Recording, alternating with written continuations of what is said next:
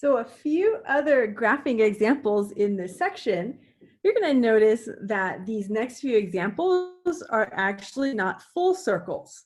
You could play around with it to determine where you're getting the reason why we think they're semicircles. I don't mind helping you out with this, but if eventually you could recognize the patterns, it will go a little faster.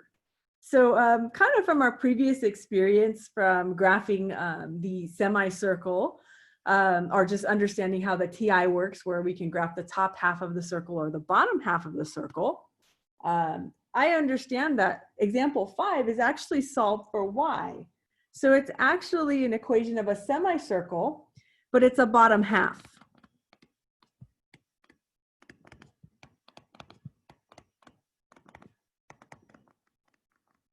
And the reason why I know it's the bottom half has to do with the fact that I see a negative on the outside of the square root.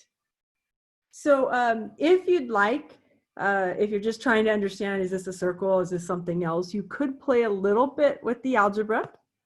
I don't want to confuse you too much, but let's suppose, just kind of discover on our own.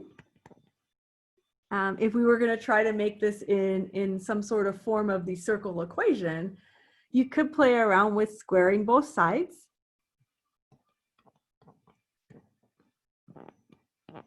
And if you squared y squared, you just get y squared. When you square the negative sign or the negative radical, you end up just getting 16 minus x squared. And then if you move the x squared over to the left-hand side, you do get something like x squared plus y squared equals 16. And that, from comparing back to a circle equation, is a circle with the center 0, 0. And in this case, our radius will equal 4 units.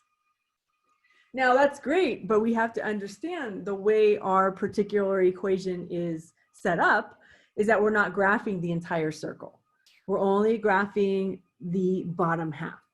So what we could do is plot our center, which it is at the origin.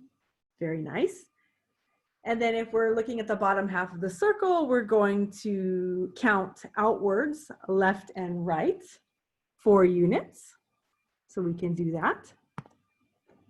1, 2, 3, 4. This one I have to draw in. 1, 2, 3, 4. And then we'll count downwards 4 units from the center. So 1, 2, 3, 4. And then we can connect the best we can with that bottom half.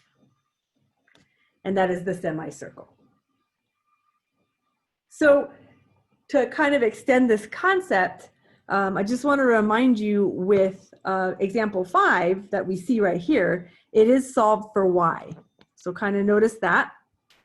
If you look at the next example, we have an issue with the fact that it's solved for x. So you could kind of play around and you end up understanding that you do have some sort of circle, but this is telling you the x is equal to the positive square root of 16 minus y squared. And what that actually gives us, it's going to actually give us the right half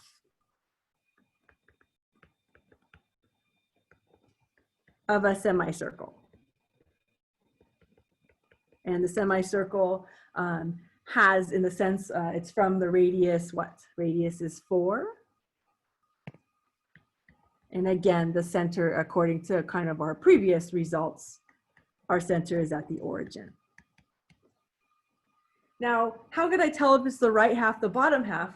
It really just boils back down to what you think about y values and x values. If you're given x equals something, and they're talking about a positive number, which we don't have any negatives in front of this radical, we are just looking at the right side of the x-axis. So that's kind of giving to me the hint of, well, that's why it's the right half.